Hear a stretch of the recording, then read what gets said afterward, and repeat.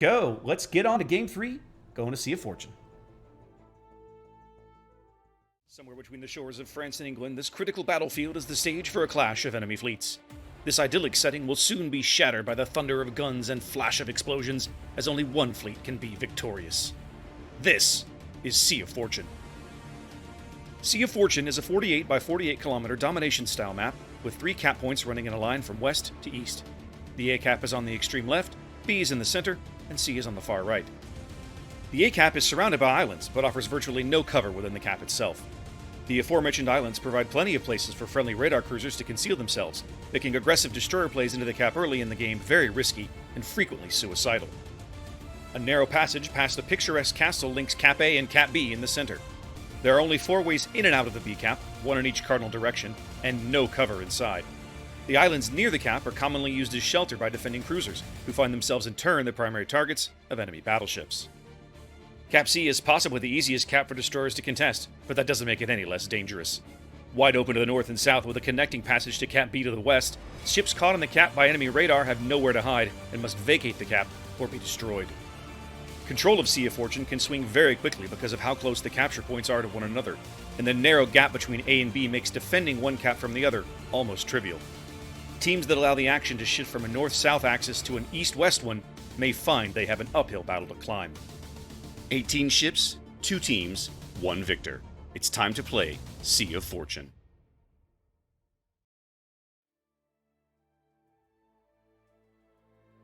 Welcome to Sea of Fortune Game 3 in this best of 3 match here, round of 16 on North America, King of the Sea 9. The winner of this game is moving on, and the loser of this game is going home. Yeah, and I'll tell you what, the way both teams have been playing, I don't want to see either of them lose. Yeah, I know. Both teams definitely, I think, deserving to move on, but only one of them will get that opportunity. So let's have a look here at the team lineups. TXT making a couple of changes, going a little Stalingrad lighter this time, putting Madwin back into Des Moines and bringing in Admiral Tester in an Henri Quatrim as Invisible Hand, the lone Stalingrad on his team, but man, he earned it after the way he played that chip last game. You know, that could be a sign that TXT is getting frustrated they can't kill the Moskvas fast enough. Obviously, Henri being a good counter to that. Could be. The Yoshino would also be a good counter as well if they put in the right position. Going for a bit of an AC split here. Shima, Henri, Kremlin, and Des Moines headed towards C. Kremlin, Stalin, Des Moines, and Gearing headed towards A, with Zier's Yoshino kind of lagging here. Just now turning on his engines. Maybe he was a little late to load, or not sure exactly what happened there. Yeah, checking Discord, you know, all that good stuff. You never know, right? Talk to me about squad. Yeah, over on the squad side of things, it looks like the team is pretty much the same. It worked last game. Why change it? We've got about an even split here. A little bit more force over at C-Cap. We've got Ghost setting himself up in the Moskva in the typical Moskva positioning at G7. We've got the Yoshino moving on to the side. Dvorakmen going all the way to the 10 line where you'd expect to see a Yoshino. Stug in the Summers has already thrown torpedoes through the C-Cap. Meanwhile, Decisive in the Shima has already sent torpedoes through the A-Cap. So very aggressive play early on. Uh-oh, Ghost just took a big hit. Ooh, now Tester's trying to get HE onto the Moscow, but I think it's a Stalingrad. That must be Sergeant Slaughter's Stalingrad is south of him on the 9 line somewhere, because we saw the shells come in. Yep. And here's exactly what I was mentioning earlier about using that Henri with IFHE. It just chews through that 50mm armor plate. Yeah, they're ruining this Moskva early. And Tester is doing a brilliant job of joggling his throttle in his direction to throw off the aim. He's had tons of shells fall around him, but no one has really hit him that hard just yet. A little bit of chip damage. This is not a fight that Ghost can win. I'm surprised that he's continuing to open fire. He should be trying to go dark and back up. Down to 1/3 health now. Indeed. Task Forcer takes a hit over in Yoshino down there too. Tester playing this Henri Quatrim like a champ. He's only taken about 13,000 damage. I can only imagine how much damage he's dealt back to this Moskva, but the Moskva is under 9k and falling here. Continuing to And he burn. continues. Yeah. He continues to shoot. I mean, stop shooting. I think they're going to get him, Zap. I mean, there's more shells still falling. He's on 4,700. He put out the fires, but the Henri is still shooting at him. They just have lost sight of him. They can no longer see him. That's it. Here it comes. Nope. 650 hit points. He's being forced to push back in. Yeah, but he should have stopped firing a lot sooner. So the Summers torpedoes miss him. him. Oh, no, yeah, miss him. The Summers is over on the 10 line in front of the Yoshino. We know that now. Because Merc's Shima is just off of Tester's bow and spotted all those torps before Tester could stumble into them. Great teamwork for those two. And now Tester, having done his job and just beat the holy howling bejesus out of the Moskva, is pulling back. He did his job. Oh, he did a brilliant job. He took the Moskva completely out of the game. He did exactly what you bring an Henri to do in that position. And he's being smart moving out before the Vrakmen and before Slaughtered can get to him. Right. Brilliant play by Tester. Tester's going to do the same thing. Yep. To Slaughtered. Oh, Dvorak just took a huge hit. Probably from Apache's Kremlin. Looks like it, yeah. Calling for a little bit of focus fire. Yep, Tester now switching to the Yoshino, as his HE will ruin that poor Yoshino as well. Sea of Fortune is such a good map for the Henri, Zaf. Such a good map for this ship. Yes. Well, and it's one of those things, you know, think about the Yoshino, much like the Henri, much like the Zhao, the last thing you want to do is get stuck bow in like this. Apache's Kremlin is about to step onto the sea cap. It's a very aggressive play, but who's there to stop him? Pretty much nobody, because they know now the Summers is way over on the 10 line, so there can't be torpedoes coming in. We see now that Decisive's Shima is into A. I mean, the Montana can reset him. The Moskva is trying to reset him. Which Moskva is that? That's Ghost to Moskva. Shells are coming in from Ghost. Back up to 11K. Yeah, we see the shells coming in, but we have no eyes on him. He's got really good cover. Now here come the Summers with torps. A great torpedo beat. Summers torps coming in, looking for Apache's Kremlin, as Merc is right there astern of him, having to joggle his throttle and his rudder to dodge these torpedoes. Now, Merc was spotted on Stalingrad radar for a little bit, so they know he's in C-cap. Yeah, they know he's in the vicinity. But it's Decisive that strikes first, bagging the A-cap for squad.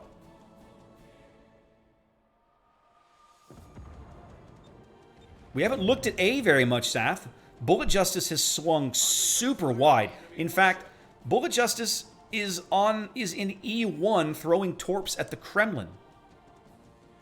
Yeah, it makes sense. I mean, you've got a smoke right there. Now, Harley's looking right at that smoke, but she might want... Yeah, there you go. She's pulling forward now. I'll say the Moskva radar might be able to pick him up. He's probably in the Moskva radar range.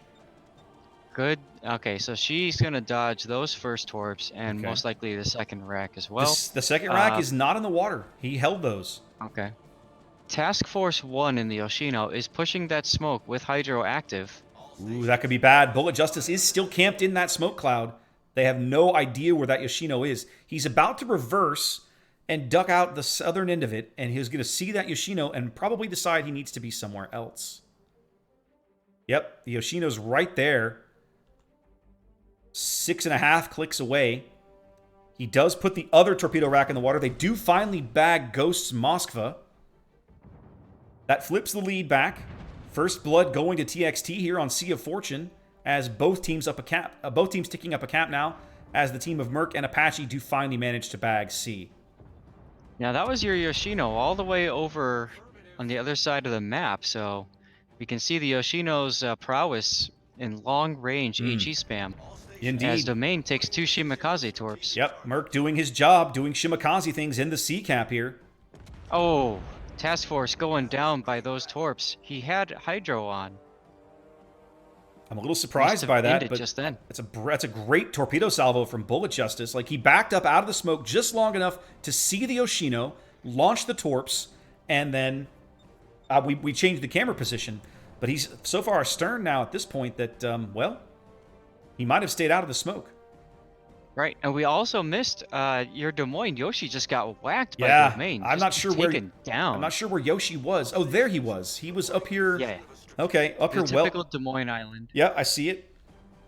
Okay, well, he obviously ate some Montana shells and they did not agree with him, so he's out. You can. It just gets. It just feels like both teams are desperately trying to win at this point. They're doing everything that Well, they can think of to make this happen. it's just like we said. This is win or go home. Whoever wins this game's moving on. Whoever loses is their tournament's over. Now Stug is coming around. He's about to get behind Domain.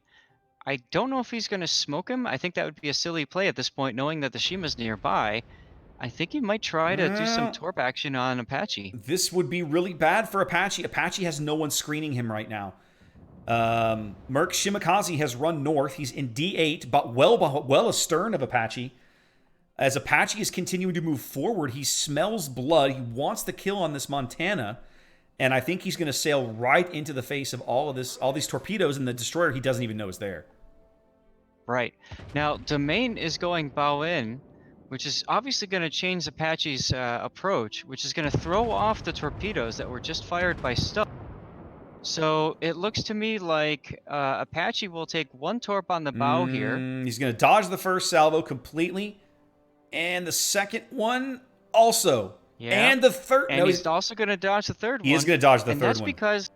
That's because Wow. Domain turned in like that, and that caused Apache to turn. Wow. That could have been a huge play. He actually face spots the Summers now as the Summers runs for the island. I think Stug can't believe it. Oh! Holy bejesus! I was not expecting that. That was a beautiful shot there by Domain, redeeming himself Indeed. from that failure to kill the Stalingrad On last game. 8,000 HP, Domain wipes out the last 40,000 hit points of the Kremlin's health. Invisible Hand taking Weezer out, too. Indeed. This is a bloody, bloody game. Very big bloodbath here on Sea of Fortune. And the really interesting thing is that nobody has gone even near the B cap, as now we're looking at a big brawl in A as well. Zier getting Yoshino torpedoes into the water on Harley, as gearing torpedoes coming up from astern on Harley. She dodges the ones from astern. But Harley... she's going to take those. She can't dodge all of this, right? Like, we know these Yoshino torps are going to do bad things. She needed to kill the Yoshino there, but it doesn't happen. She lives because Stalinium. She lives. She's still in the fight. She's going to get another salvo, possibly on Zier's Yoshino. Flooding out. There it goes. There it goes. Did you see that marksmanship there by Zergibus right on the bow? He knew that's exactly where to hit to pen. TXT up 2 ships, flipping the A cap, losing the C cap as the Henri and the Merc Shimakaze are all that's left of the mighty force that was over here on the eastern half of the map, having to just run away now. But they do hold a point lead with 8 minutes to play.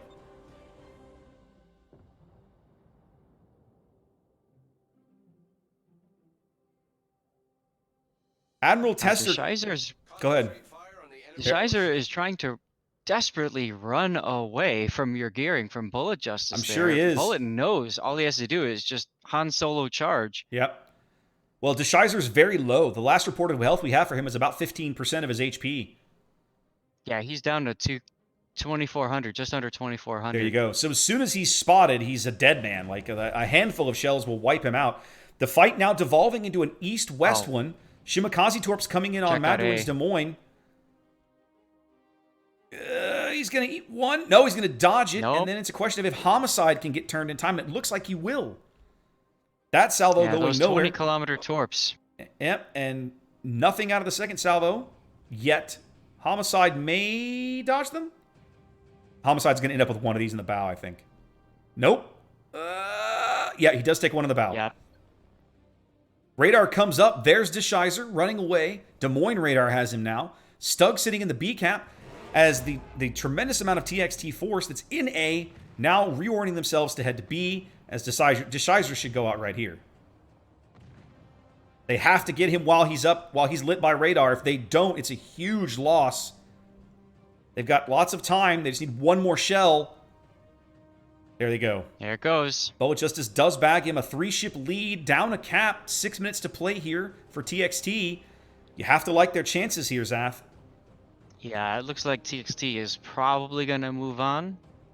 But I'll tell you, squad didn't make it easy Oh for 'em, man, that's no for they sure. didn't. They sure as hell didn't. This game has been brutal.